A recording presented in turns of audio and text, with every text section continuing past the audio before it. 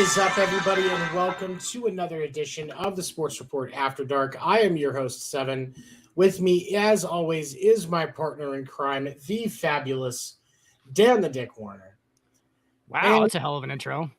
one hell of That's not par for the course on my intros. Usually I get little boy toucher, things of that nature. I mean, if you want to talk about your crimes, that's on you. I'm an open book. I'm an open book, especially late night in playgrounds. Yeah, especially late night in playgrounds when you're sitting in a prison cell, you read a lot of books. I do. It's all there is to it. Whole Harry Potter series. A whole Harry Potter series.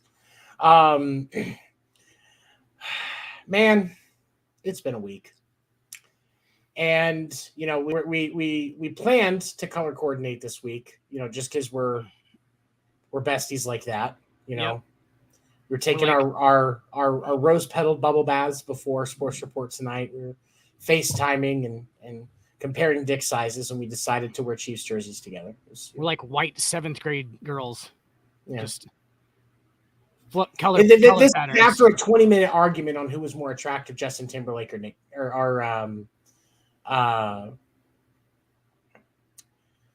what is the name of the lead singer of Backstreet Boys? I can never remember his fucking name. What is it? Timberlake. I mean, there was Nick Carter. Okay, yeah, they had. That's what it was. Okay.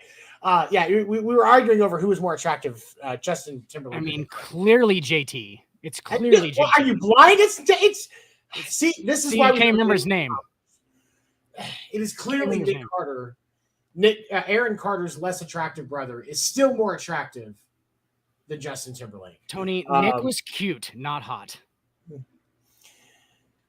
Nick looked like that guy that you kind of had to watch your drink around, but he was actually one of the guys that would keep everybody safe. He would grab the roofie drink before the girl realized it and replace it with a proper one, and he would drink it because he loved the feeling. But after all the girls get out of his car, after he DDs him home and is really nice to him, he grabs strands of their hair and eats them, like that kind of guy. That's what Nick Carter was like. Oh, Jesus Christ. We are going to get taken off of the internet. Tonight, though, I wanted to talk about situation that's been pretty commonly discussed this week. The fabulous Josh Donaldson, who is now playing for Dan's New York Yankees, made a comment on Friday to Chicago White Sox player Tim Anderson, called him Jackie. Now, of course, just in that context, Tim Anderson's a black player, Josh Donaldson's a white player. White player just calling a black player Jackie. Yeah, that seems kind of racist. Optically, not great. Yeah, optically, at the very minimum, inappropriate, not great. After the game, they're during the game, so Donaldson calls Anderson Jackie. A little while in the game, Donaldson's coming up to bat, and Yasmani Grandal, catcher for the White Sox, is having a conversation with Donaldson, and it turns into a mentions clearing, chest puffing, yelling discussion between these two teams. A lot came out. Yeah, it's a lot of peacocking. It's a lot of grabbing somebody else's arm and acting like they're holding you back. Yep. And came out after the game that Josh Donaldson had called Tim Anderson Jackie. And let's pause for a second. Just let everybody get their opinion set if they don't know the background story to this, because I like to do that because I know how I felt before I knew the background story. So just everybody think about what you just heard and form an opinion without any context. That's kind of fucked up. It looks bad. It does. It does look bad. And I could understand just with those pieces of information why there was so much attention being paid to the story. And then after the game, to Josh Donaldson's credit, he did not shy away from reporters. He didn't, say he wasn't going to be available to the media and just put a statement out to the team or through his people or anything like that. He said, Let me provide some context on that. Like a stand-up Yankee man. Like a man stand-up Back in 2019, Tim Anderson did an interview with Sports Illustrated in which he compared himself to Jackie Robinson. He was discussing the fact that Tim Anderson was a player that I legitimately like and respect. I think he's a fantastic player. I think he's on his way to a Hall of Fame career. I know Dan said the same earlier. Compared himself to Jackie Robinson. And he said, he was like Jackie Robinson because of the fact that he plays the game so differently. And there are people that it rubs the wrong way. Since then, a few times that Donaldson, multiple times that Donaldson has faced Anderson, he has called him Jackie. Some context on that: before Donaldson went to the Yankees, he was a member of the Minnesota Twins. That's where the Yankees got him from.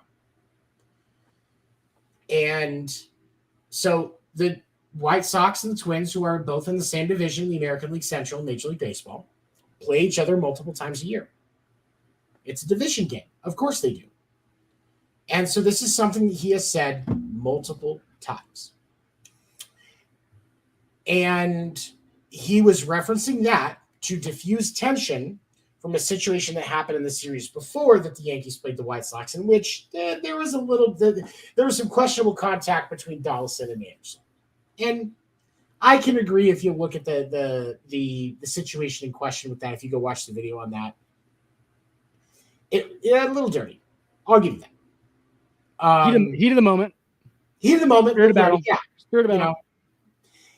I'll secede to that. But he said that he was trying to diffuse attention. That by no means meant that it's anything racist, was just referencing what he thought was almost like an inside joke between the two.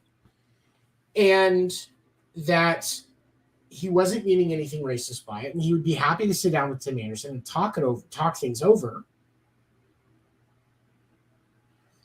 because that's not what he meant. The league got involved because of all the attention surrounding the situation. The league today did announce that there's an undisclosed fine, and Josh Donaldson's been suspended for a game. Now, Donaldson did just get added to the COVID injury list, tested positive for COVID. Chances are we're probably not going to see him for a couple weeks anyway. But he is appealing the suspension. And as we start this discussion off, I want to start by sharing a video. This was the discussion this morning on First Take, and I'm pulling this right off of ESPN's YouTube for the source and all of those. We're going to talk about this. And this was a discussion between Marcus Spears and Stephen A. Smith regarding the situation. And I want to play the video in its entirety first, and then we're going to talk about it. I don't want to try to decipher between what Donaldson right? meant. I just want to give him potentially why this would send the type of reaction from Tim Anderson that it would. It's because of the times we're in. It's because of the things that have transpired over the years. It's because of how sports have been involved in racial equality and taking things head on that comes along with the game. I'm not going to cast any aspersions on Donaldson because I don't know him. I don't know his heart.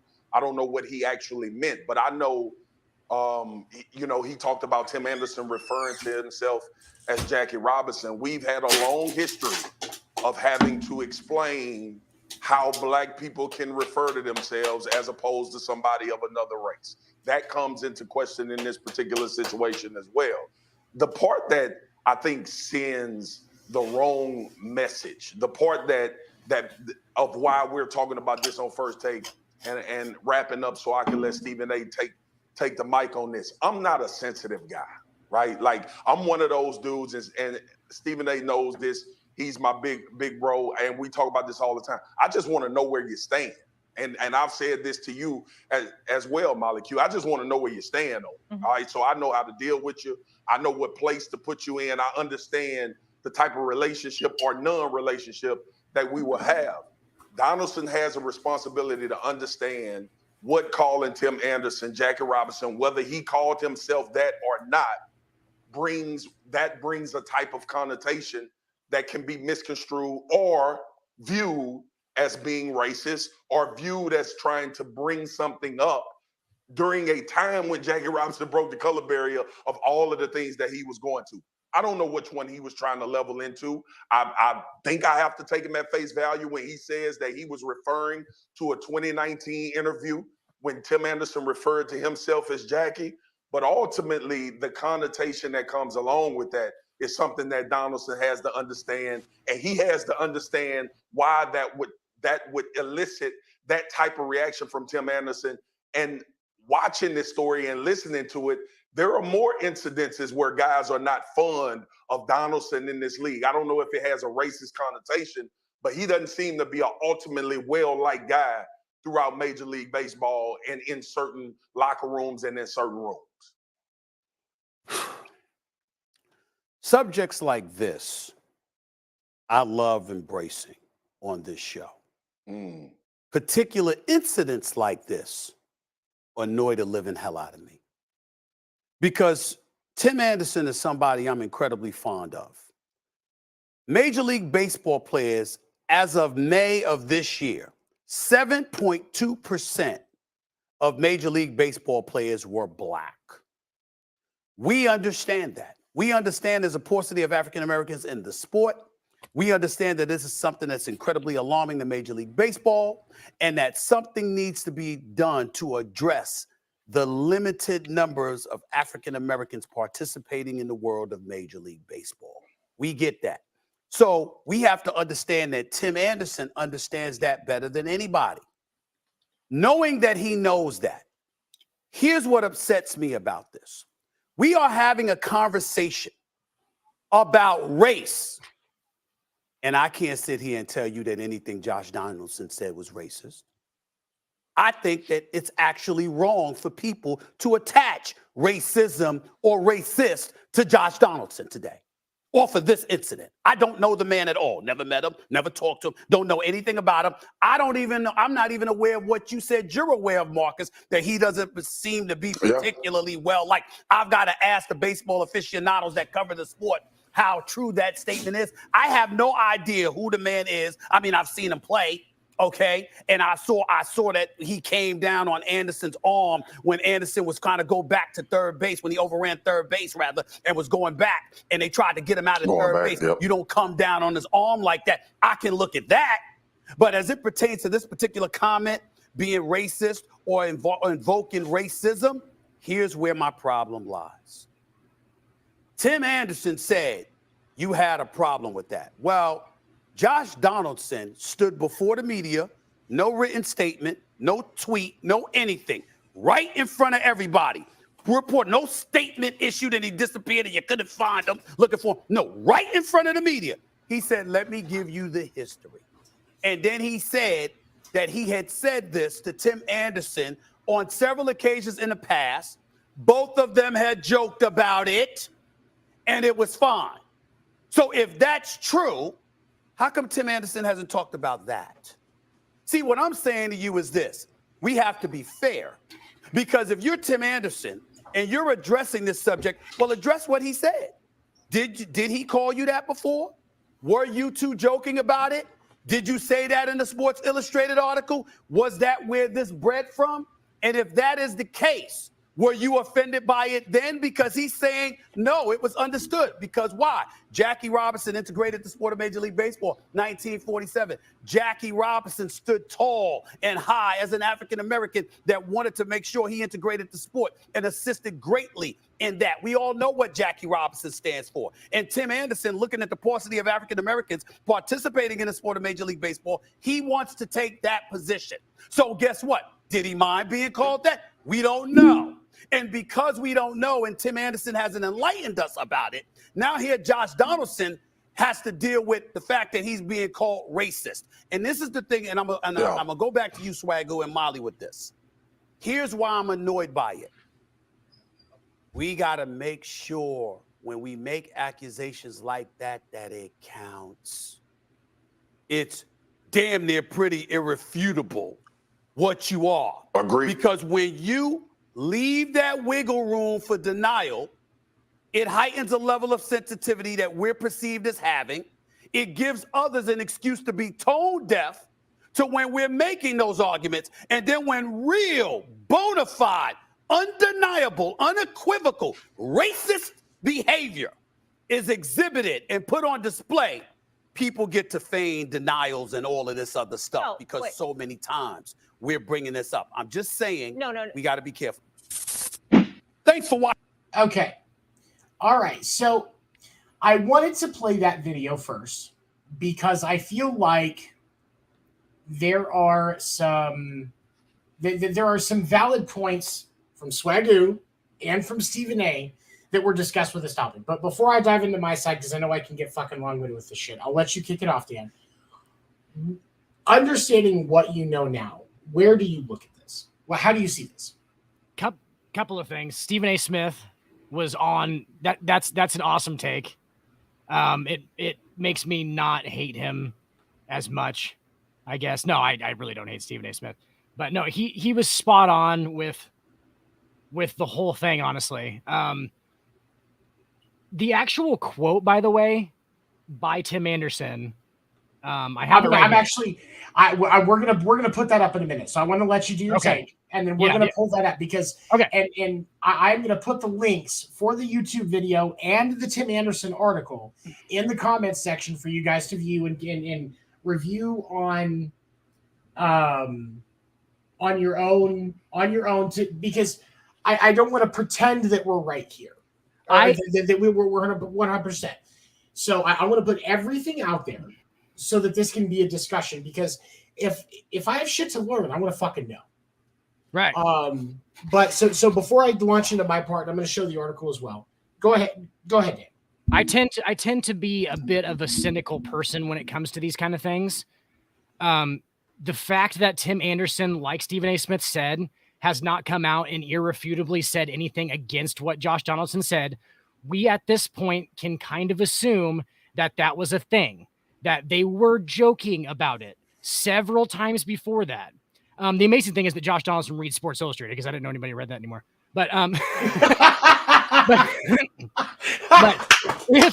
if that is the case, and now it's an issue, okay, it was probably a thing because Tim Anderson was in the heat of the moment and he heard that and he just wanted something to get offensive about to Josh Donaldson because they were in the heat of battle in a baseball series or whatever. They had a little bit of bad blood there in the past.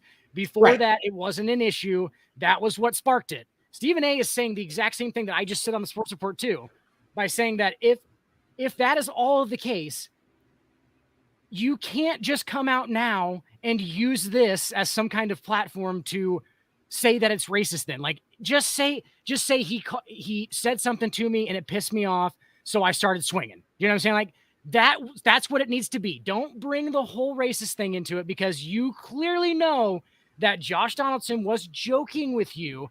And the thing about it is, Josh Donaldson is joking with you. He obviously at this point is not deemed it a racist comment. He is actually making fun of you for calling yourself Jackie Robinson. And this is what I really believe it was from Josh Donaldson. Yeah.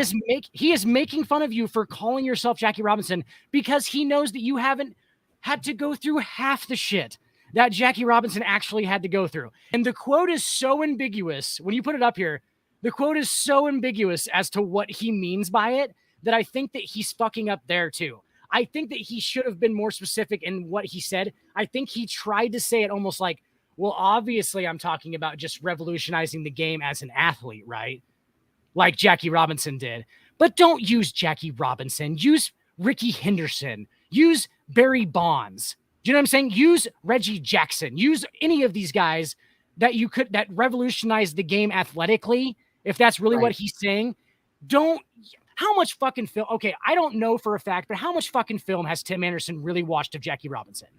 How much does he really think that his game somehow simulates Jackie Robinson's? And that's a reasonable question, because here's the thing. It was with inferral. He inferred that he was somehow like Jackie Robinson. Right. And I understand what Marcus Spears, in the video that we just watched, it's Marcus Spears and Stephen A. Smith. And I understand what Swagoo was saying about the fact that he's going Black people Right. Black people definitely have the ability to compare themselves in certain situations that other people cannot. Sure. Okay. Just like black people can say the N-word. I cannot. I get it. But when you look at the situations, now when we look at, I'm going to bring up this article that was on Sports Illustrated. So the first thing that I'm going to talk about, so the section that I actually was on here is getting into the quote. But when we look at the actual title of the article, Tim Anderson is going to play the game his way. Over his first 3 years in the majors, Tim Anderson rarely stood out, but it didn't feel like he fit in. Now, bringing on the bat flip backflash and the purpose pitches, he's going to play, act, and speak his way. So this was discussing legitimately the fact that, Tim Anderson's game is his own, and he's doing things differently and trying, as he says in the article, trying to break the fun barrier. Okay. Is the pressure of breaking the fun barrier in baseball so serious that your life and the life of your family is in danger? Because help me understand, because if that's true, I would love to know about it so that I can support you as you fight that, because it should not be that way. You would think it is not, though. And like I am a fan. I am an avid fan of Tim Anderson. The White Sox as a team are great for baseball.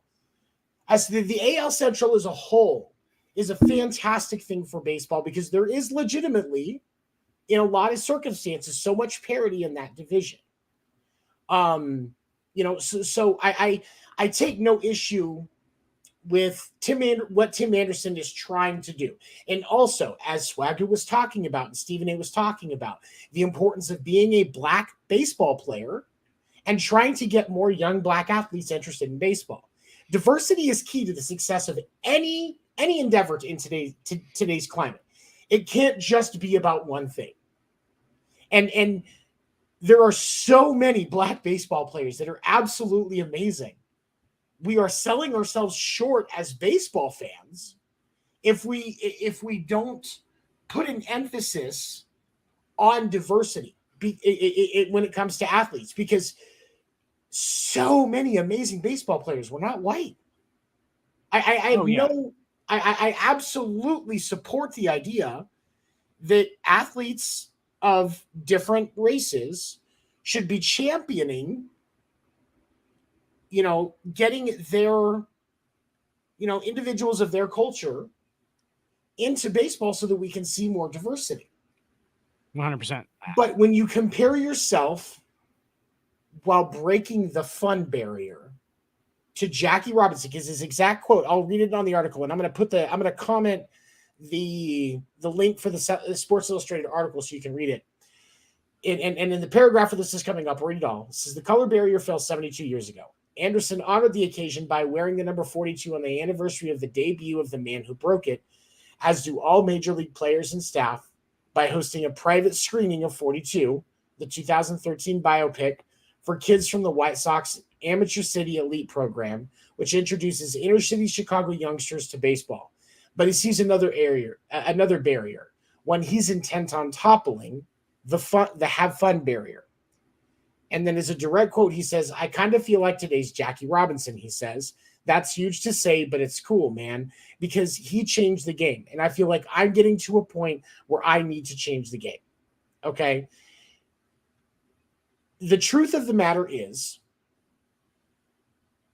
as much as I love what he's trying to do, to compare it to Jackie Robinson is the most asinine fucking comment you can make. And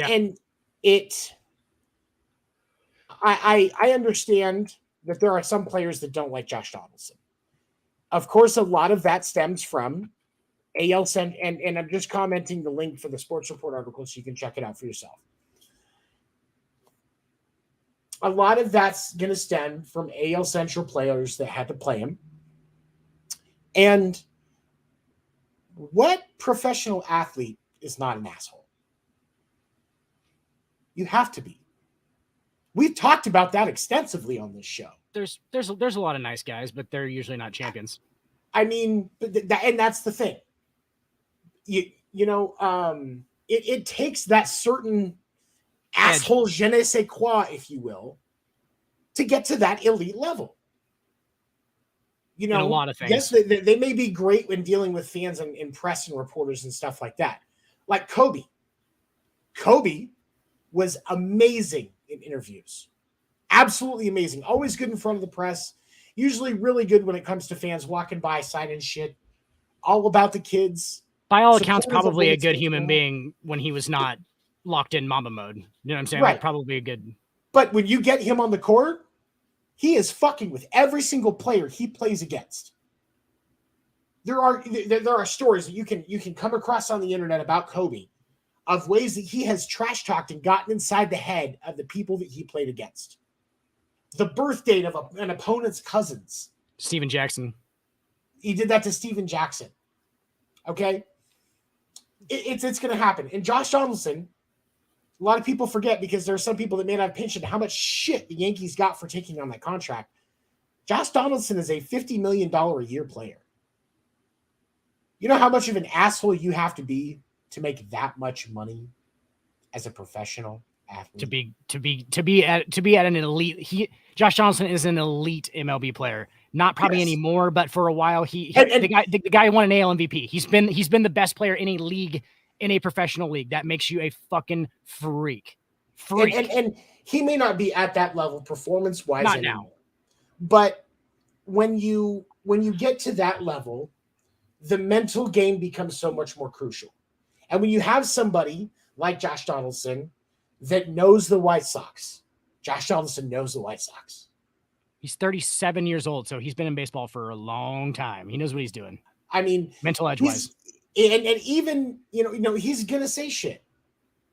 And the thing of it is, the league doing the one game and an undisclosed fine punishment. Okay. While I don't agree with it, because I legitimately don't see this as something that it was made out as what it was made out to be. And I'm always willing to learn, but based on the available information, and I've been scouring the internet reading this shit. I know you have too. Yeah. I don't believe it's appropriate, but I understand because the league is trying to send a message that, making side comments that are racist to opponents in trash talk is unacceptable. Because, but here's the thing. If there was ever a mic in the on players that were on the offensive and defensive line for NFL games, you get down, everybody's on the line getting ready to snap the ball. If there was a mic inside that line, every single one of those motherfuckers would get canceled.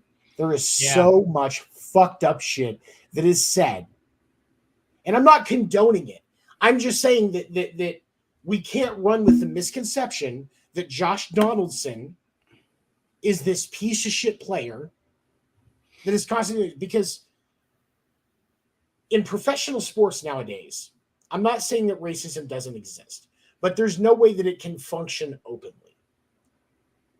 Or it's very difficult for it to function in an open and continuous manner. Because let's say, for example, that this was legitimately something where Josh Donaldson was meaning as a racist comment. Look at the New York Yankees roster and tell me how many black players are on that roster. You tell me with something as serious as race, he is not going to get held accountable by his own team. Yeah, the weird part is I think there's only one guy. Is it really? I thought there was two. Well, I mean, two. Well, 1.5. Aaron Judge is the half. That's right. He's okay. Aaron Judge is the half, and then Aaron Hicks, as well as Severino is Hispanic. Aroldis Chapman. That's who. Okay, yeah, that's who it was that I was thinking of. Yeah. Okay, so there are a few. You can't tell me he's not going to get held accountable by those teammates. Absolutely. Right. And I don't think that I do not think that Josh Donaldson is a racist. I don't think that's a racist. I think it's because actually, I think that we would be seeing this as long as he's been playing the game. There would have been problems before now if that's the way he at least the logic would dictate.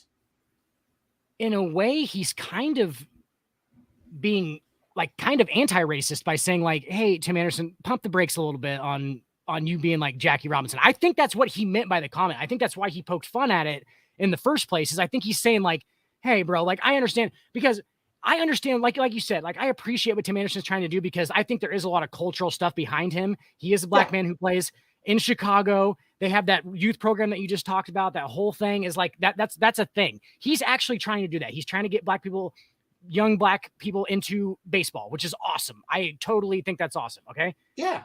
It is not at the same level that, you know what it reminds me of? It'd be like, kind of like, to me, it would be like a black preacher today trying to get like young black kids into like a church or getting them into religion, right? And then comparing himself to Martin Luther King Jr. And like, yes, that is a good thing that you are doing.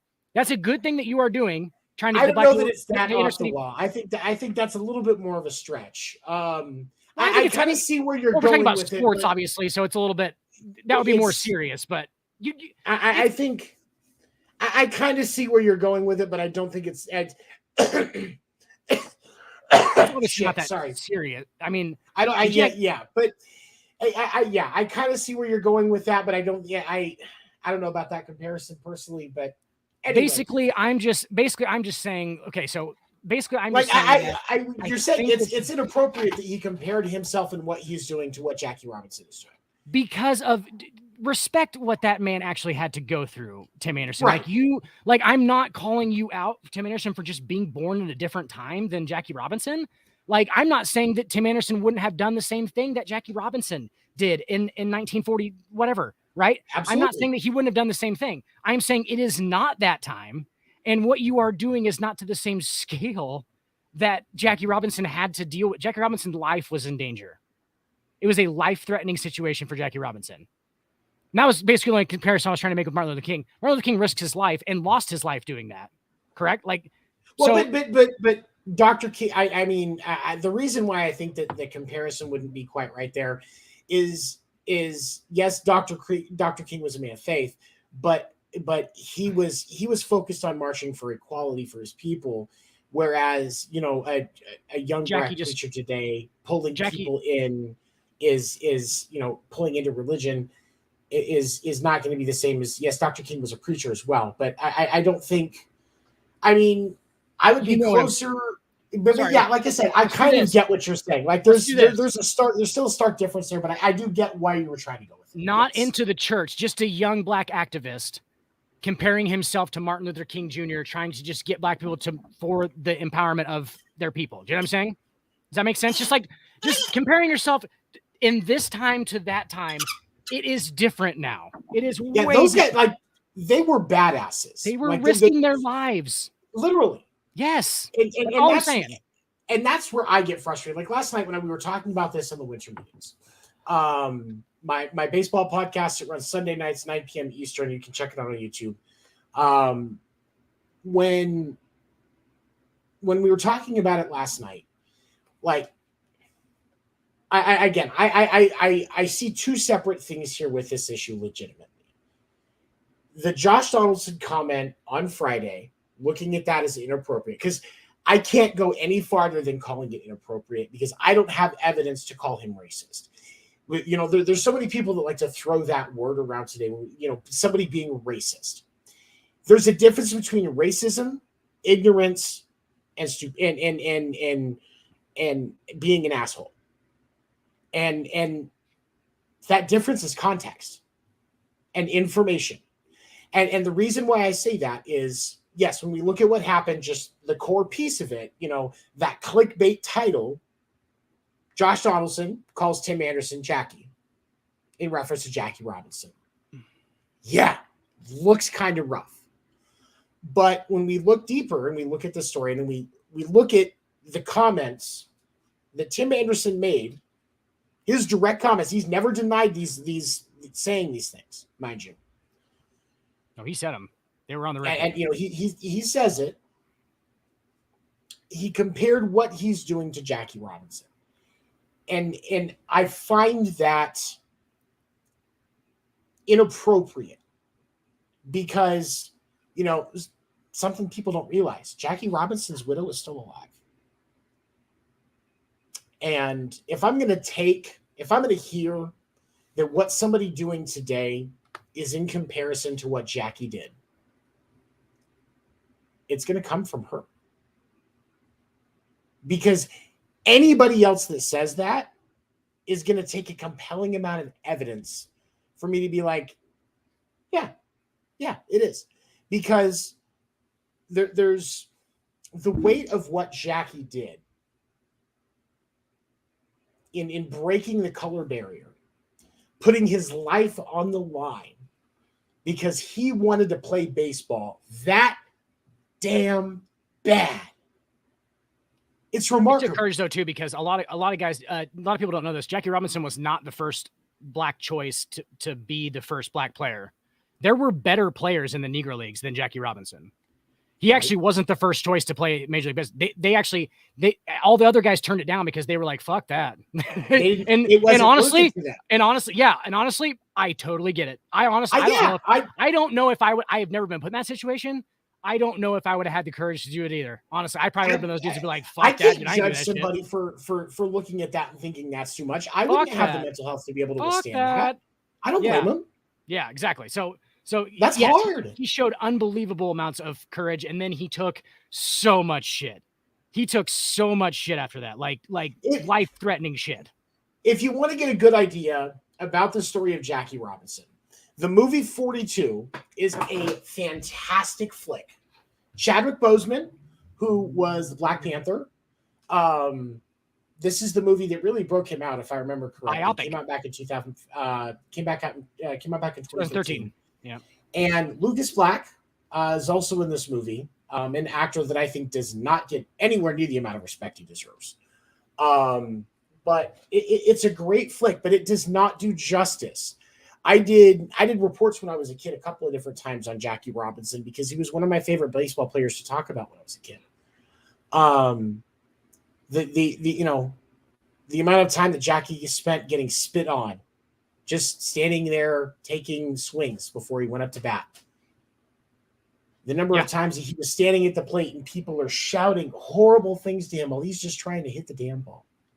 There's several. I'm sorry, Tim Anderson, you're not going through that. It's not close. It's not in comparison. And bro, he had to stay in different hotels. He had to stay in different hotels than the rest of the team, like almost the entirety of the time that he played for the Dodgers. He had to stay in a different hotel. They made him stay in a shittier hotel, like sometimes across town, especially when he was away. They would often make him stay out of town. He would have to drive into town to play the games. There's several occasions where because there wasn't any hotels in the town where black people could stay. There were several occasions where he was attacked while on the road. One of the main ones that they show in the movie is he gets attacked in a bathroom stall at a gas station because they know he's there by a couple white guys. Like they're they were trying to kill this motherfucker like all the time. They were just trying to kill him. The things that Tim Anderson has been and continues to work on with changing the attitude around the game, those are important things. It's great. Building, encouraging young black athletes to get interested in baseball. Absolutely important. Absolutely important. But you miss the mark. I feel like this comparison really missed the mark. For the record, though, we don't know for sure that obviously it's inferred that he was talking about like I'm changing the. That's the only part that gets me about it. It doesn't offend me, but the only part that gets me about it and it makes it like unnecessary is the best word I can use to me is that he clearly kind of says like this is almost as like this is the same level, like I'm doing things on the same level as Jackie Robinson did. In a modern form. Yes. The impact of Jackie breaking the color barrier is not the same as the impact of the fun barrier that he has been breaking with the things that he does in thumbing his nose to the unwritten rules of baseball. And and kind of like what Stephen A was talking about in that video. And when we don't call people out for these things, when we have supreme evidence that what they're doing is not right. best part of that whole statement by Stephen A. Smith. That I know what you're devalues. Yep. It devalues the actual cause happening. and when it's actually happening. It's just like if a woman makes a false sexual assault. Okay, let me clarify. No, I know you're going. When a person makes a false sexual assault allegation against another person, because guess what? Men get sexually assaulted too. Tale. You want to hear more about it? Check out my other podcast. The boy crying wolf. That old tale. But the boy crying wolf. What it is. Because that's the main idea. If we see so many situations where somebody's saying this other person did this, and we're making all these outcries about it when that's not really what's going on, that when to the times when it's actually happening, a deaf ear is turned. It's just like that when the black, or it's similar. I hate saying just like, because I know that it's not. It's similar to back in 2020 when the Black Lives Matter stuff was really starting to gain steam because of all of the killings with police killing unarmed black individuals. There were so many times where we would jump on this train on a situation that we would later find out it wasn't as it seemed. It doesn't necessarily condone everything about the situation, but it devalues the whole argument that was originally behind it because of what the truth of the situation was. And when the honesty comes out, because there's so many times with these situations with social issues where the narrative that we grab onto as a society isn't complete when it first comes out.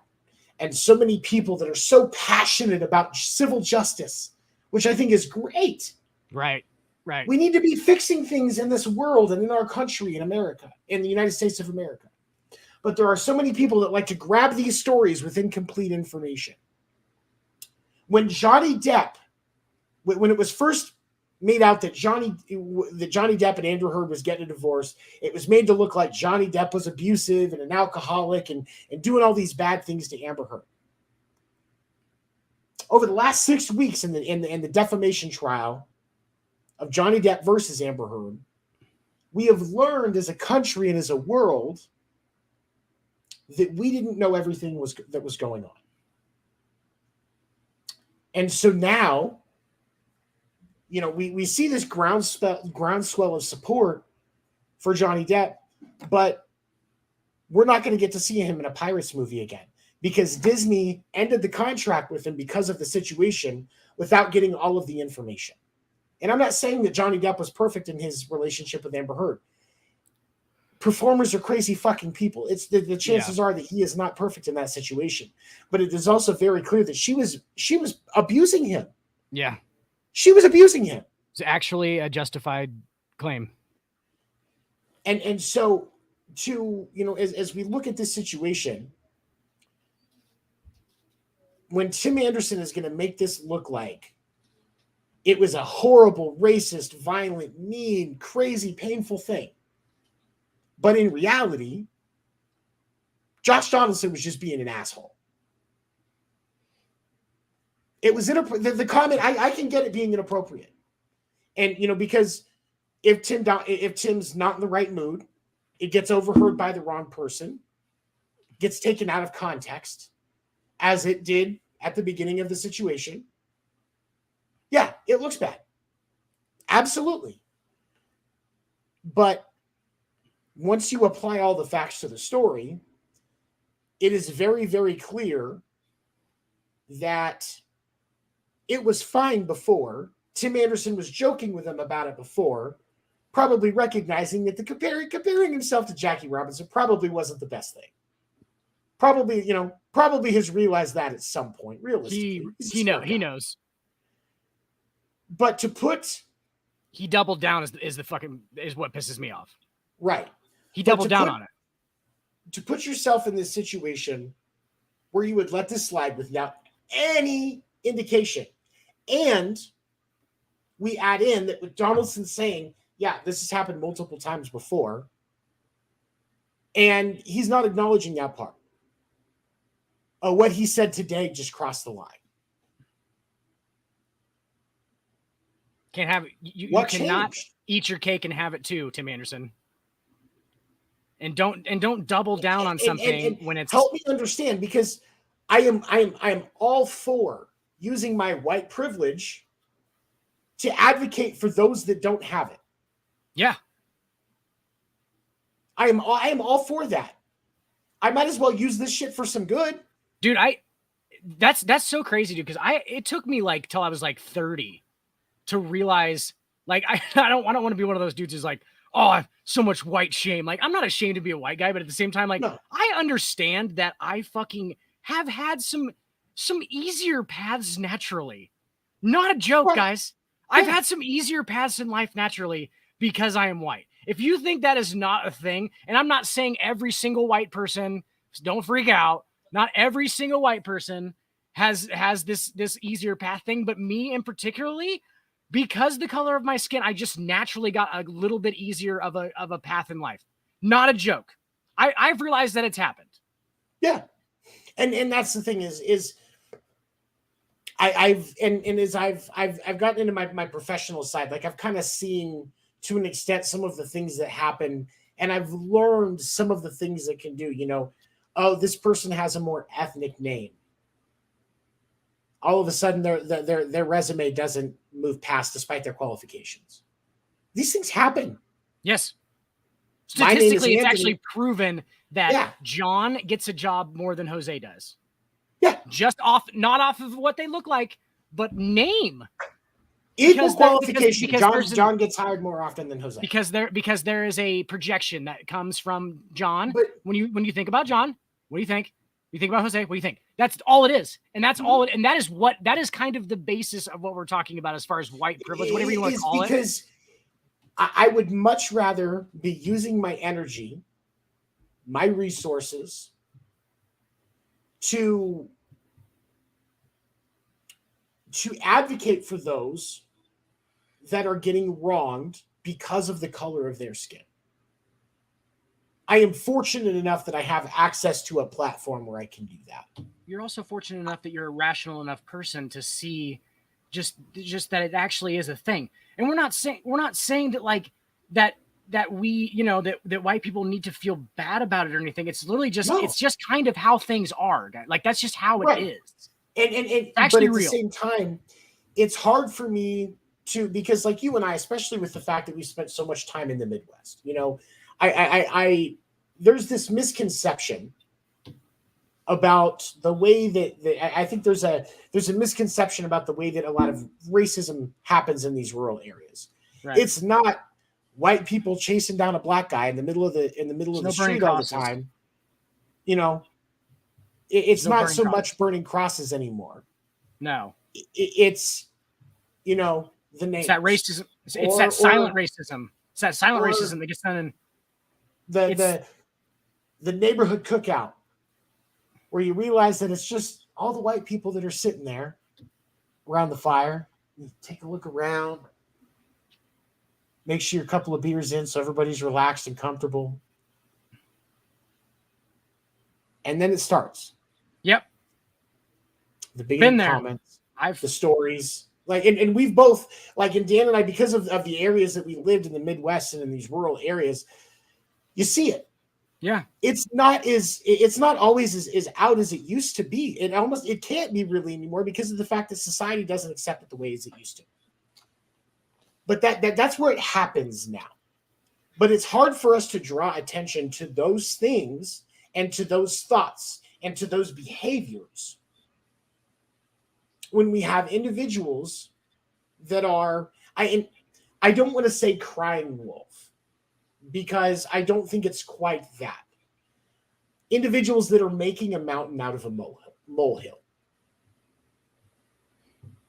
I would rather be focused on issues and creating true change with true problems than arguing over whether or not an asshole New Yorker calling a fellow baseball player Jackie was meant as a racist comment. Because in most of New York, Jackie Robinson is a respected guy. Right. That's an important name in that city, especially because he debuted for the Brooklyn Dodgers. Right.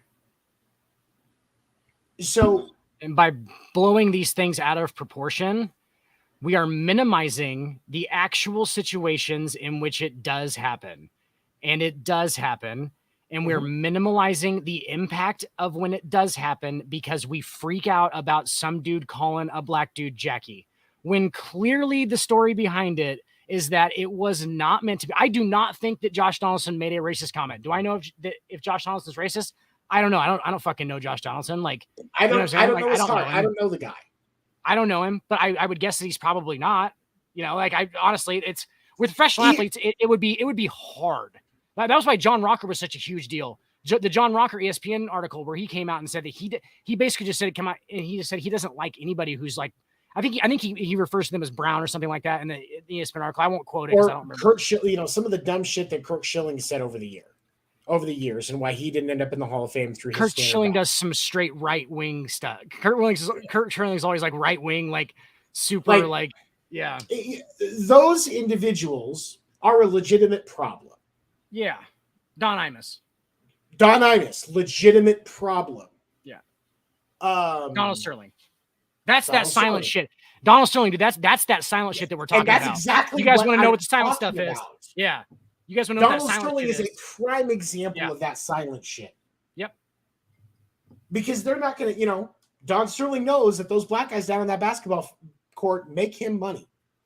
So he's not going to say it where he thinks it's going to be heard. But when he doesn't realize he's being recorded, it flows. Yeah. That is far more common of how these things happen in today's society than it used to be. Because as a society, for the most part, we've agreed you can't do that shit anymore. It's not acceptable. I'm glad you said that, because that is what we're coming back around to now. And I hope that I know it is, honestly, because I've seen the evidence, but like, is it still out there? Absolutely. Has it gotten immensely better as far as acceptance and non-ignorance goes? Yes, absolutely. I think that this generation of people raising children in this generation, I think it'll be better, because I think a lot of people, and like, dude, me personally, dude, my dad was, I wouldn't call my dad a racist. What I would call my dad is, he was just he just went along with the flow too much. Does that make sense? He grew up around a lot of white people. He was raised in. Yes, he grew up around a lot of people that were white. It was different to him to be black, right? And then he didn't accept any of that because he didn't know it, because that scares people. Change and stuff that the fear of the unknown. If you don't know it, then you're scared of it. And that's what he was. Like for example, I'm going to bring up there's a story. There's a country song, or a country rap song. It's a Colt Ford song. And it's I can't remember the exact. It's like, I'm a cowboy. It's like a country rap type song. Luke Combs is in the video. Luke Combs, one of country music's modern, very popular. He's getting ready to do his first stadium tour. He's a very talented singer, very talented songwriter. One of my favorite modern country artists. And in this video that Colt Ford did back in it's about 10 years old, I think is what it is. I'm an outlaw. That's what it is. Outlaw. And there's a rebel flag in the video. And as things have kind of shifted over the last few years, that got brought up. And Luke Combs took ownership on it. He said, yeah, the rural town that I grew up in, that was legitimately believed to be about heritage. It wasn't about hate. There were black people that flew that flag. Yes. And now that I've gotten out into the world and I've learned, I've realized that was a mistake. Okay. And that is so crucial for us to think about when we look at these situations, because so many people that come out of that situation, they legit don't know better. Right. Because and when you look at social media today, your likes and your follows dictate everything you see. So if all you understand is right-wing racist bullshit, that's all you're gonna fucking see. Yep. And so you're not going to get it. You're especially in today's things where ads are so personalized and interest-based and all of that. You don't see that content that gives you the opportunity to learn that you're wrong. And so it's when you step out of that zone and into the rest of the real world that you get to realize that not everybody looks at the rebel flag and thinks of it as heritage. No. The majority of people see it as something more. I had to learn that myself. I'm sure Dan did too, because when you come out of that environment, you didn't know. Right. And this is a true story. I will out myself on this. And thank God there are no pictures of this, because me ever breaking out as a comic, it would fucking end my life at some point, I'm sure. Junior year of high school. I got back up after fucking up my knees in bull riding. And somebody got me a rebel flag that said heritage, not hate. At this point, my junior and senior year of high school, my best friend was a black kid. His name was Little Z. He and his big brother. Can't make this stuff up, folks. His name was Josh, but everybody called him Little Z. His big brother, Kyle, Big Z, was an MMA fighter. Didn't get to the point where he made UFC, but this dude could beat the fuck out of anybody. 6'3", muscly, trained MMA fighter, big fucking dude. Josh, his little brother, was one of my best friends. Dude introduced me to half of the rap that I'm now a fan of. I would have that flag on a pole on my tailgate, and he would be in the truck with me, and it wasn't a problem. Because it's understood. Because he knew I didn't hate him because of the color of my skin. I was proud of my Southern heritage, and that is an important piece of me to my family. Now, as an adult, I understand. I'm very thankful there aren't pictures of that, because nobody has to misunderstand my intention. Right. I don't have a problem with anybody of any race I never have. I know that. Yeah. But out of context, that looks fucking horrible. Right. Josh Donaldson's comment, out of context, looks absolutely fucking horrible. But we have to remember, just like Stephen A. said, and again, it causes me physical pain to have to appreciate and respect what Stephen A. said. He's a smart motherfucker, for real. He legitimately, seriously, one of the smartest people in sports broadcasting. Like, honestly, you don't get to take over. They gave Stephen A. Smith the keys to the kingdom. Go ahead though. You don't get to take over that without doing something right. Right. Yeah. Absolutely. For Stephen A. to even be like, we have to be fair and look at everything objectively, make sure we're looking at legitimate problems here. But for Stephen A., who, let's be honest here, has legitimately overreacted a few times. Oh, yeah. To actually be like, hey, look, this is not what we think it is. That speaks volumes to the truth of that situation. Yeah. It's, and especially just like you were saying earlier, it is so hard to be racist as a professional athlete. Oh, yeah. Because there's really not a sport today, modern, except I know that the rate of black players in hockey is even lower, if I recall. It's way lower. It's way lower. I mean, but hockey is really like a super northern sport. Anyway. That's a super northern, that's a cultural sport. Hockey is a cultural sport. It's a cold weather cultural sport. And I think statistically, honestly, I don't think a whole lot of black people live in cold weather environments. Not a joke. That's just a statistical thing. Less common. You have to have ice. You have to have ice to play fucking hockey. So it's got to be cold. Theoretically. Who was it? There is a black comic who said that as soon as they figured out how to warm up a hockey rink, they were going to take that shit too. Yes. Who was that? Yeah, was it Chris Rock? It is Chris Rock. Yeah, I believe Chris Rock. I think it was Chris Rock. But there's so much diversity in sports, and it's definitely not what it used to be in that sense. You can't be racist and be a professional athlete today. I'm glad you brought it up too about Stephen A. because I'm wondering if Stephen A. is just now figuring out just now kind of figuring out that he can sit back and kind of look, because that was a very like introspective thing for Stephen A. Smith to do on national Absolutely. TV. One of the best things I've ever seen from him. He clearly is being introspective. And have I seen that out of Stephen A. Smith before? I think that he makes good points. You know what I'm saying? Like, and I think that he protects his points and things like that. And I think that he can be flexible. And I think that he does a very good job. But I don't think I've ever seen him be that introspective. And let's rewind the clocks about 3 months. And let's go back to just what Stephen A. Smith said about Shohei Ohtani. Shohei Ohtani, that was about a year ago now. Oh, it was a year. Okay, let's see. Yeah, because it was early last season. It was early. Time moves differently here in Nebraska, guys.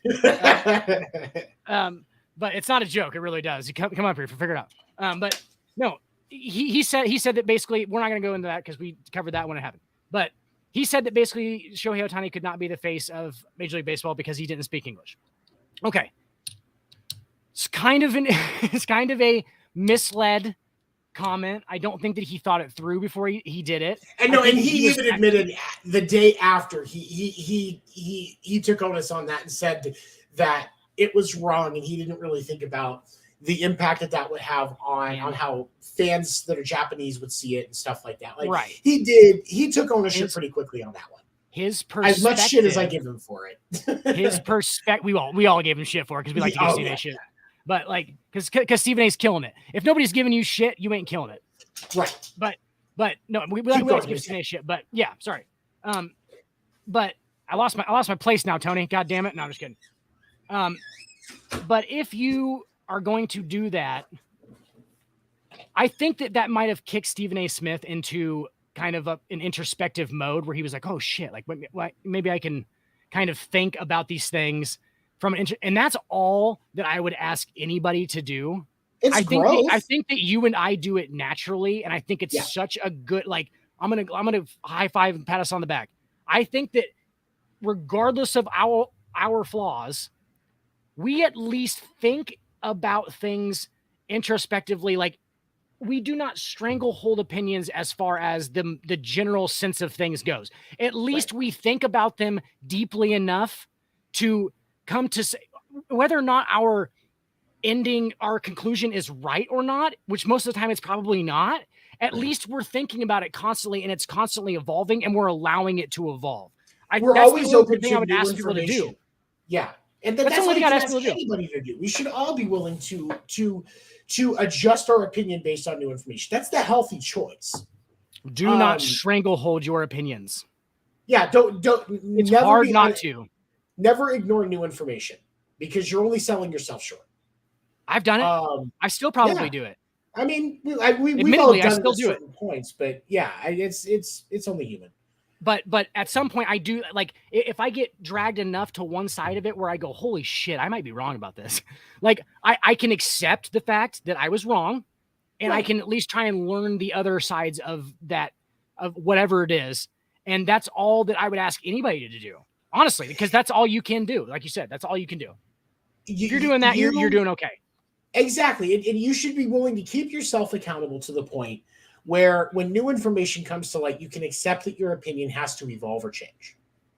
You know, just like with the situation, if something came out tomorrow where somebody completely put Josh Donaldson on blast, and there was irrefutable evidence that he is the most racist motherfucker in Major League Baseball, guess what? I will own that. Hey, I learned new information. Josh Donaldson's a piece of shit. We were wrong. We were wrong. From the information that we had, we were just trying to decipher it the best that we could, and we fucked up. And that's we'll both say that. We'll be like, yeah, we fucked that shit up. And I think that's it's the positive thing. Any person should be willing to be like, yeah, I was wrong. I've been with my partner Amber. We've been together for 13 years. And there were so many times where I looked at a situation that happened and I was like, oh, this is horrible. And then all of a sudden I get slapped in the face of reality of where I was wrong. Yeah. And one of the reasons why her and I are still together is because I react to that and I hold my, and I start to change behaviors. And of course I'm not perfect at it. I make mistakes. We all do. That's the human in all of us. But you're attempting You're attempting to see it from a different perspective. And being willing to grow is so crucial, because that's the difference between a narcissist and somebody who's not. Is a narcissist doesn't want to grow. They want to think that they are already grown and they don't need to grow anymore. And anybody else that happens to grow around them and grow above them, clearly they're just a weed. And they're trying. I've grown the most. And they will try and chop you down if you are taller than them. Every time. Yep. But if you're willing to just be like, oh, look, you know what? I need to cut myself back down. Then you're going to continue to grow in a very healthy manner. Right. And it's one of the main things that makes us human. Like the fact that we can even have this conversation about the inner workings of the human mind and different perspectives and all this stuff. One of the only things biologically that separates us, you can believe in evolution or not, that separates us from chimpanzees is the fact that, have you ever seen the study where they take a little girl and like it's a chimp about the same, I think it's a little older. And they basically at that point, they've kind of made it out that they have the same cognitive function as far as the gears in their brain working. They have the same cognitive abilities. Okay. But they don't, one's a human and one's a chimpanzee. One of the only differences that they could find in all these tests that they did between these two was that the chimp could not see things from another person's perspective. So they would put glasses that blocked out the vision, right? And they would have the other one walk over and there was like a piece of candy or something on the floor and they would pick it up, right? And they'd walk off and see if the other thing, the human or the chimp, would see them doing it, right?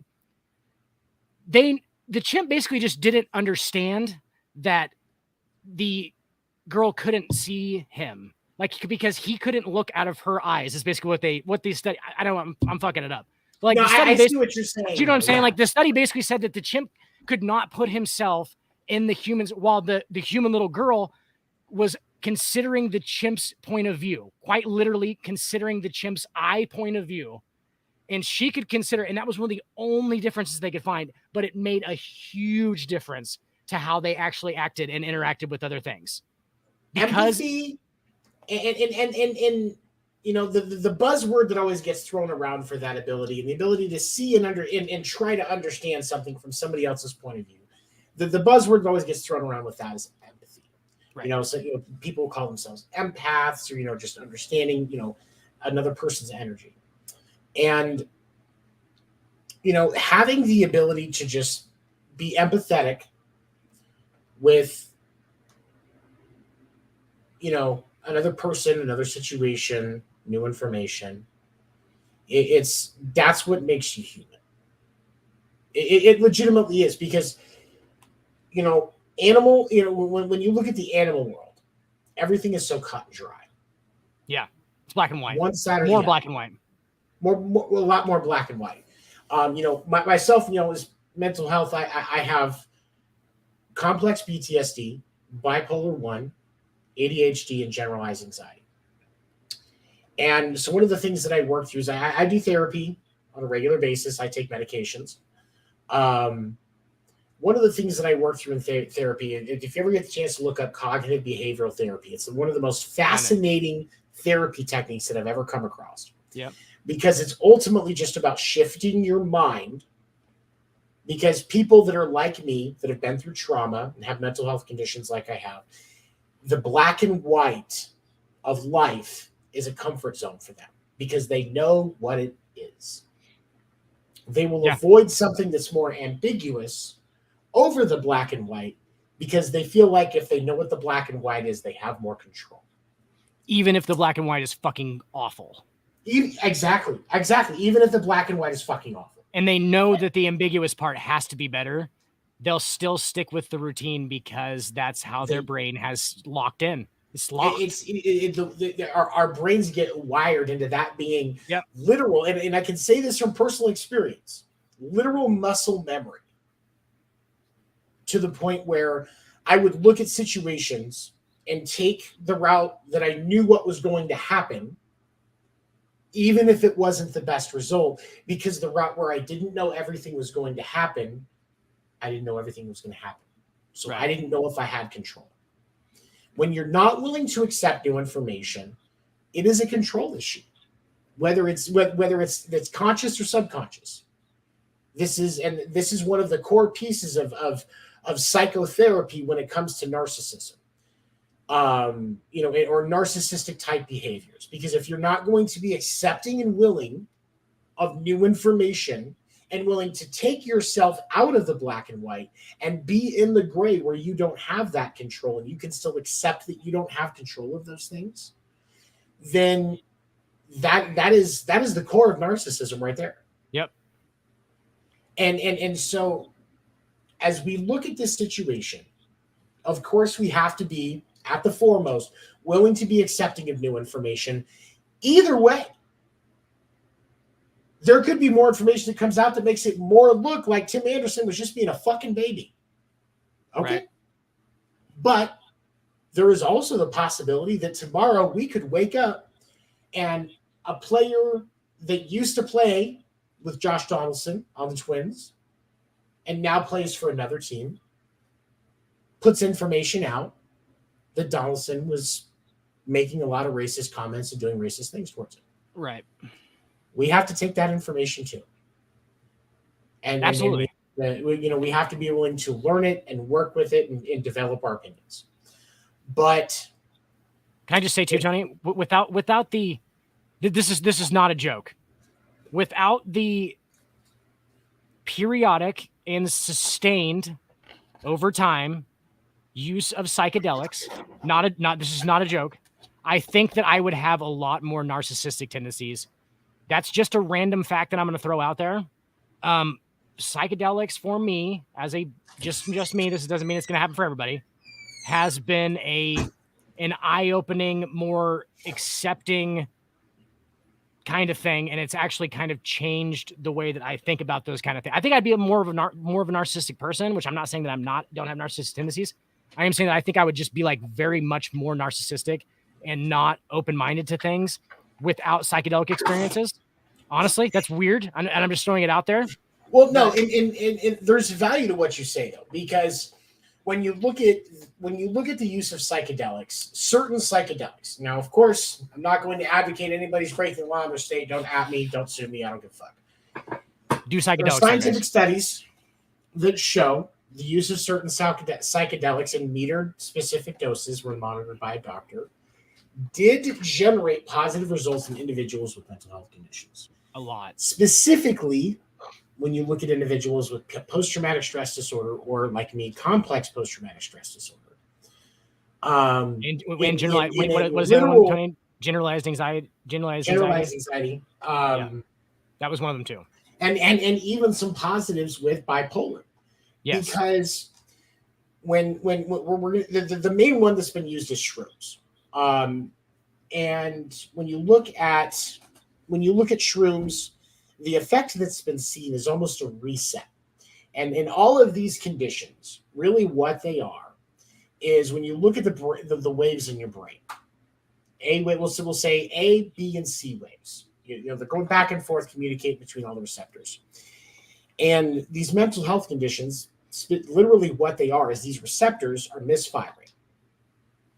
And so all of the different neurological things the transmissions that you should be getting in your brain are not firing appropriately. Or not picking up the correct chemicals because they're lazy. Right. Lazy cilia.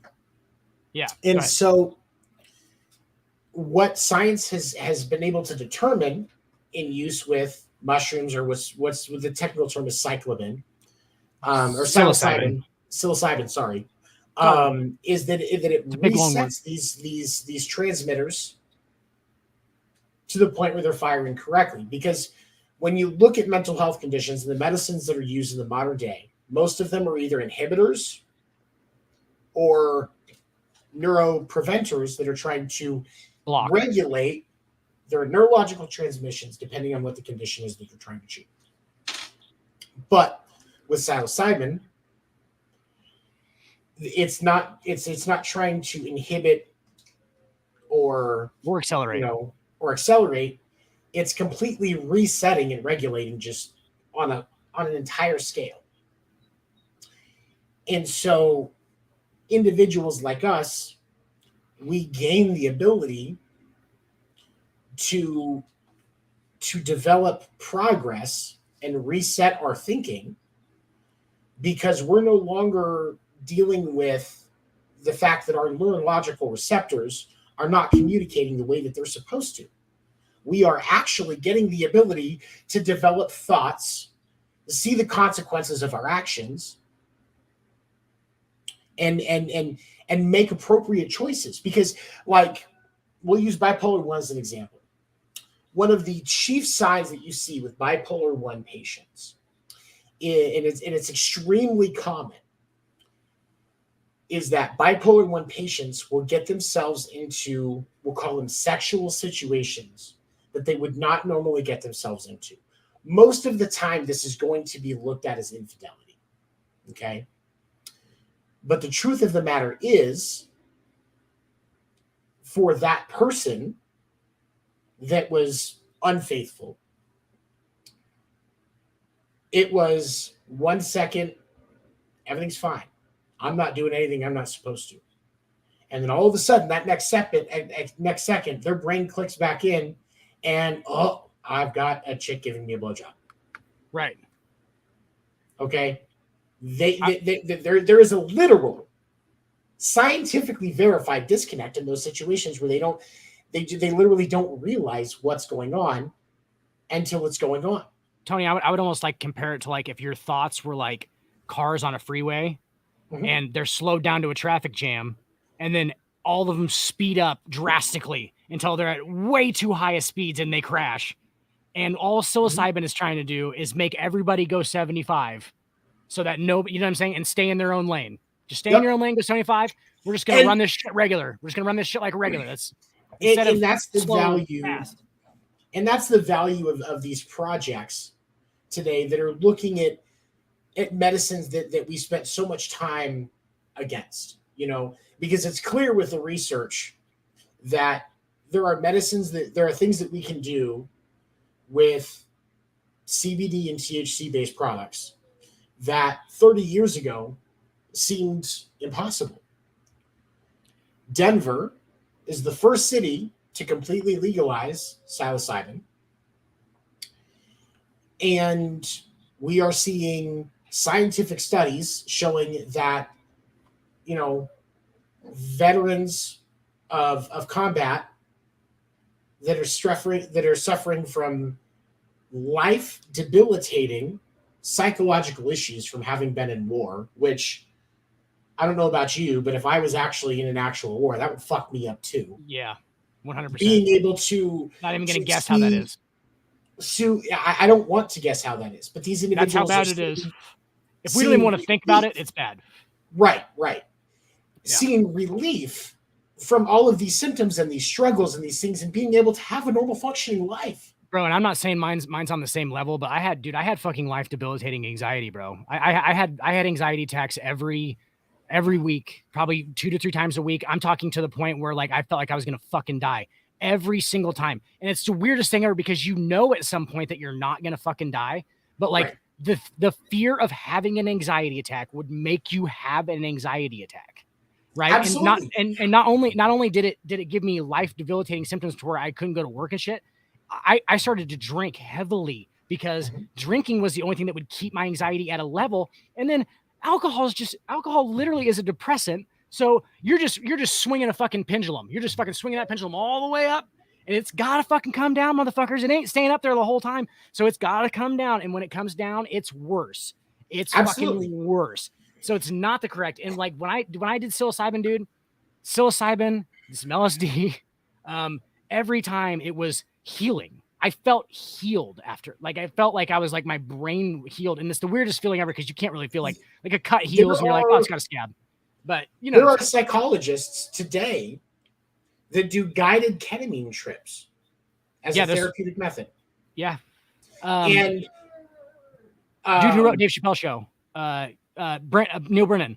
Neil Brennan talks about it on Rogan. He talks about how he does ketamine therapy, and he said he basically just like trips balls in a doctor's office, and just trips his balls off. And he said it's like been super good for him. It's tension. It's literally like a massage for your brain, essentially. And for myself, I've psilocybin. I've only done it once. Weed works too, folks. We not in the same way, and I don't think as extensively and like overhauling as psychedelics, but it absolutely does work, especially for mood and things like that. Right. There is almost like, like for asthmatics, an inhaler. Weed can definitely help for stuff as far as a short-term fix. But I think with weed, I would not be surprised to see learning down the road impacts of THC, people that are chronic users like myself. I'm taking I'll fess up on that. And THC just sitting in your blood. I would not be surprised to see something come up with that in the future. Beneficial. Either beneficial or not, like on the other side of it. I could see it going either way. Simply, because of the way that things went and how they treated it for so long, we don't have as much information as we should on the product. The same goes not just for cannabis, but psilocybin, ketamine, LSD, all of these. But for myself, I psilocybin one time New Year's Eve. Last year, I was having an average. Tony texted me some crazy shit. Tripping his balls. That was a hell of a day. But last year, I was going through, having multiple anxiety attacks a week, usually 3 to 4. At least twice a month, I had to miss work because of my anxiety, either leaving work early, going home, or not working and all that sort of fear thing. of going to work made you not want to go to work. My anxiety and my PTSD were just completely fucking me up.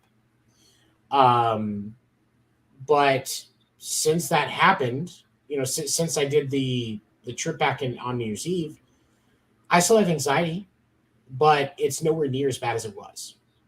I have not had a debilitating anxiety attack since then. This is the longest I've gone without a debilitating anxiety attack since I was 19. Makes me so happy. It makes me. It's fucking great. I've got some of my life back. It's absolutely fantastic. And I want to say this too. We're not even saying, guys, that you don't have to obviously do anything, but if you want to try something like that, you don't have to get dude, when I do it, I get to the moon usually, right? Because I enjoy that. It's good once you've done it and you know what's going to happen. It's way easier to get that high off of it. And then it's, you can really maximize the effects. I'm not even saying you have to do that, because a lot of people, the reason why they don't do psychedelics is because they fear the bad trip. The bad trip is always the bad trip's going to happen. It's important to be cognitive of the fact that is definitely possible if you don't make the right choices. It is possible, but here's the thing. I have had what you would call a bad trip, okay? And in hindsight, not a bad trip. Okay. Well, but hold on, because here's the thing. The thing to remember, the legitimate danger with these psychedelics, and one of the things that has been a legitimate concern throughout the extended time, is there has been some individuals that have gone too far. Like there are individuals that are in state mental hospitals that will never get out because they got into a trip they can't get out of. That's what I was about to say. Though. Anybody who's fear of the bad trip, okay, you do not have to get that high off of these things. There's something called microdosing that you can do. You just take a little bit every day, a little bit, and you're going to feel it, but you're not going to be in a whole different fucking world where you think the world is closing in on you and all that kind of shit. It's not like that. Psilocybin is becoming a lot more common, and there's a lot of people that are saying it's completely life-changing because beneficial. Because there was a guy that had talked to me about it, and he would say enough to fit inside of a fingernail every day. Yes. Just a small amount of ground out shrooms, psilocybin, and just doing that every day, he said things started to just feel better. He started to feel more consistent. His mind wasn't spazzing out as much. It felt more consistent. He was able to get more out of the practice time and the things that he was trying to get better at. He was able to do better at work. He started to feel like a normal functioning human being. Like I said, and he wasn't tripping. No. It's hard to describe. I mean, I did one. Me and her did one a few months back. It's very hard to describe because it's basically just an overall wellness. You just feel better. You just feel better in your mind. Your mind just feels better. It's a very hard thing to describe because everybody's is going to be different. But I cannot see a way that cannot be beneficial. I'm not telling you guys to trip fucking balls and go down the strawberry fields forever. I'm not saying that.